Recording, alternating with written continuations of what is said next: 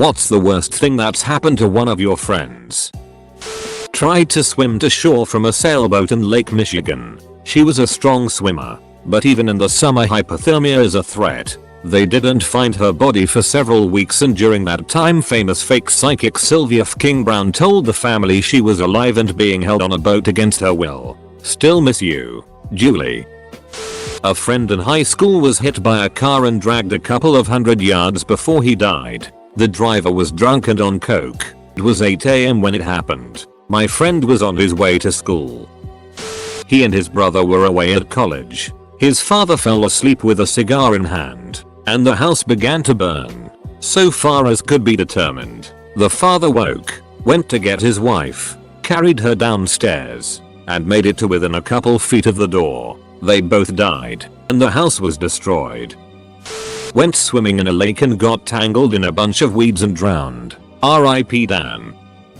She worked as a bartender and her fiance came in drunk out of his mind and acting strange. She had to tell him she couldn't serve him. He left upset. She went home a few hours later and found him trying to abuse her teen daughter. My friend fought him. He cut open her face from forehead to chin. She said she could see her own facial bones. He held them hostage for hours. She knocked him out with a bat and carried her daughter, banging on all the neighbors' doors. Finally someone opened up and got the cops. He was on the run for a while but finally caught. Her piece of it ex-fiance was sentenced to 58 years. She has a huge deep scar on her face. Her daughter is still a sweet young lady who has kept a positive mindset. He was helping an elderly couple with chores around the house to help support his new family. They had 2 adult children. They were both in town at the time. The son shot his sister, his parents, and then my friend, and put the gun in his hand and pinned it all on him. Didn't take long to prove who done it, but not after his name was tarnished. Edit. So this is what they mean by blowing up overnight. A few repeated questions. The only survivor was the son. The police figured it out soon enough because of GSR and no defensive wounds. I still don't know why he did it. My friend's family is a wreck. His mom took his child, the GF didn't care from what I know, and went back to her home country because her son and grandson were the only family she had. Yes, I live in America. Few people in the comments narrowed it down further, but I will not. I also have 2 more stories. Story 1. A cable guy went crazy and raped a mom in front of her kids and then set the house on fire. Only the mom survived. The daughter I knew almost make it out. She was found half in and half out of a window. Story 2. A friend was at a house party when another friend came over to the house and shot him point blank in the head. Dozens of witnesses. He ditched the gun a few blocks away and they found him 3 states away 2 days later. He is still on trial for that one. Finished a workout at the gym and collapsed on his way out. Brain aneurysm. He was dead 6 days later. My friend had another good friend of ours die in his arms after being shot 3 times from a drive-by. Even to this day, 9 years later, he feels like that they were meant for him and lives with some guilt. In high school, a friend of mine was stopped at an intersection when some lady rear-ended him. She was dealing with her phone and didn't even slow down. This pushed his vehicle through the intersection and pinned a girl waiting for the bus against a telephone pole, where she died. She was cycling through London and a bus hit her so hard she came off, landed on head, and died. She was also quite literally the last member of her family. Both her parents were only childs and had both died of cancer, and she had no siblings. Her death was the end of her family tree. She was 23. I had a friend who I went through elementary school and middle schools with. He moved away in the middle of 7th grade and our friend group was heartbroken, but figured we'd see him again. Last week, he was shot in the head by his friend who was showing him a gun and pointed it at him as a joke. He was 18. My friend was found after not breathing for 10+ minutes. They got his heart started again and he lived for a few more years, but he never walked or talked again. 2 of my good friends, twins, got in a car accident. They were upside down in a wooded area. The one brother died instantly, while the other was upside down for 3 hours until someone saw their car. I miss you. A friend of mine was murdered, shot 14 times. He was left for dead on somewhat remote road. He was 15. My best friend was shot point blank in the head by her husband and then he killed himself. She survived with no long-term damage. He died of a seizure in the middle of the night. The worst part was he was going to see a neurologist the next day about his sudden onset of seizures. R.I.P. Tommy. There's a really good friend of mine that was driving his girlfriend at the time and got hit by a drunk driver.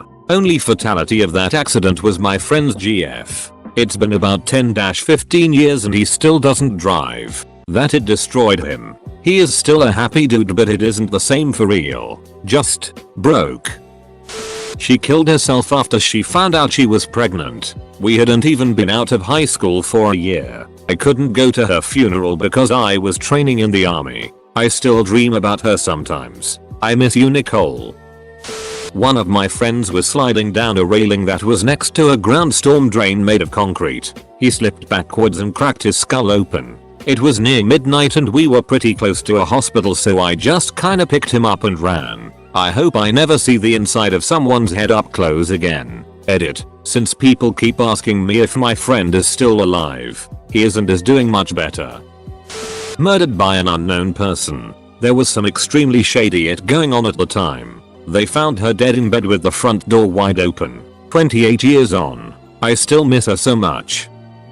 People who break into cars are generally not the kind of people with well-documented, traceable identities. They're at the bottom. And the good ones can get it done without leaving a meaningful trace. Anyway. So they don't have much to lose and can get away with anything. So if you're like my friend, and you see someone breaking into your car at 1 AM behind a strip mall with no cameras, you shouldn't get involved. But if you were my friend that night, you decide to confront the bastard, and you get stabbed to death, and there are no leads.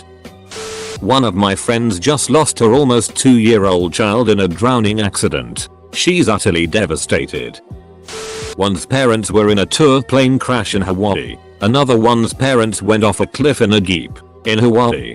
Vacations. One of my best friends in high school was murdered when he opened the back door of the Little Caesars we worked for when someone knocked. It was after closing on a Sunday, and he probably expected it to be one of our friends coming by to toke up. He was one of the coolest, most chill guys you'd ever meet, and he took a shotgun to the face that night. Worse still, cocksuckers who did it got off on a technicality. A good friend of mine was shot in the head by an ex-boyfriend. She lived for a few days until her parents took her off life support. The ex holed up in his apartment and went into a standoff until he killed himself. I love you, Elena.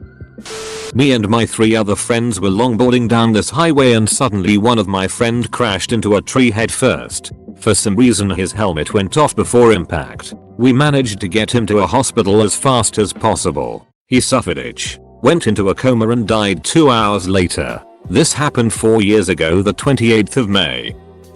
He broke several bones as a child. At age 9 he was hit by a car and shattered his pelvis. Then in school on the first day of 5th grade he fell off the monkey bars and broke both arms in a gruesome manner.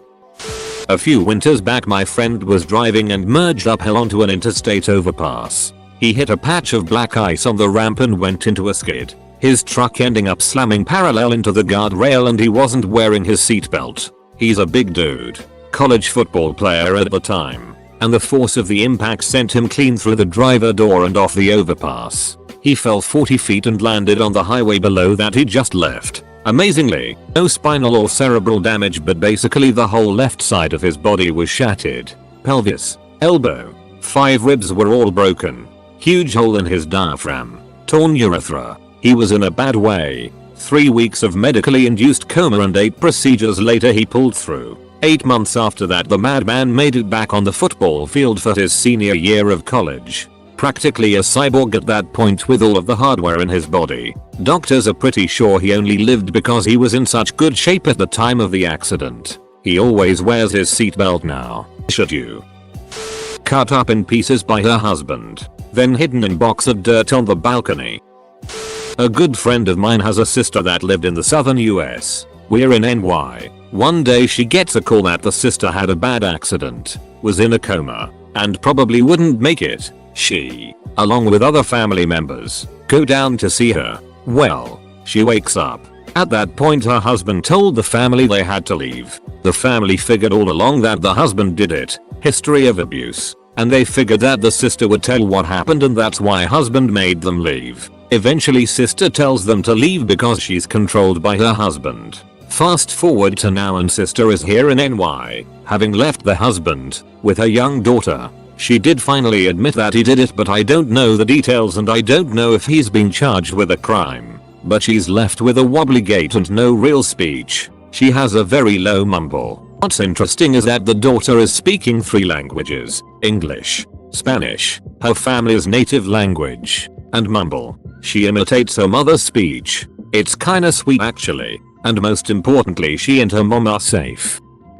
A friend of mine's father dropped dead in the middle of her sister's 5th birthday party. 1 minute eating cake and playing games. Dead on the floor the next. It was a blood clot or an aneurysm. After he died, her mom tried to get custody of the 3 kids. She was a terrible mom who had lost full custody years earlier. Thankfully tons of family were able to help out and her stepmom, who is a fantastic person, finally got custody. While dealing with all of this, she relied heavily on her high school boyfriend. He was then diagnosed with leukemia and was dead within 6 months of her father. Thankfully she had a great therapist at the time. Stepmom paid for it even before dad passed to help deal with the trauma from her mom. She's now in her early 30s and has become a therapist herself.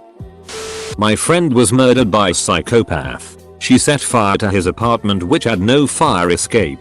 Killed his wife, his 2-year-old son and his niece and nephew, both 5 and 7. She went drink in a bar after the attack and was laughing about it. Is in prison now and hopefully she will leave in a body bag. It's hard to say what's the worst. I grew up in a small town in Oklahoma and many of my childhood friends have died well before their time. One of them was murdered execution style after a bad business deal surrounding a music video. Another forgot to put the parking brake on while making a quick repair on a derrick and it rolled back on him and crushed his head. Another disappeared after a tour in Iraq. Just called his wife to say he couldn't come home because he had murdered children. A lot of the ones that are still alive are in prison or in and out of rehab. I've gone through a few things that seemed awful but I've been very lucky to avoid the worst of it, I think. Jesus, thread man. Makes you realize how lucky you are sometimes. Died racing motocross and left 3 kids and a wife behind. Greatest guy I ever met. When I was little, a friend of mine died on the operating table from a long-term illness concerning her bowels. I don't know if I knew she was sick or not. It was tragic. And my first experience with death. I was in 3rd grade. Her name was Jenny. She was a victim of domestic abuse. Her parents didn't treat her well because she is their daughter and not their son. She received daily beatings throughout middle school. She is doing a lot better now. Have a loving boyfriend and is doing her masters. Let him crash at ours when he was between places. While I was out he got drunk and tried to bully my wife into having sex with him. He told her if you don't I will tell him you did and he will believe me. She suggested he go get some beers first and then locked the doors. Hid out at a neighbor's and called me and the cops. Cops got there before I did and couldn't actually arrest him for anything but basically said he should duck off to somewhere else or we will find a reason to take you to jail. Good thing too because if I got there first, I would probably gotten arrested for kicking his ass. A Facebook friend from high school got the COVID in April. They're home on oxygen now but need a lung transplant if they want to live more than a year. A friend of mine got shot with a firework. It exploded few milliseconds after impacting his stomach, ripping open his belly, breaking multiple ribs and nearly killed him.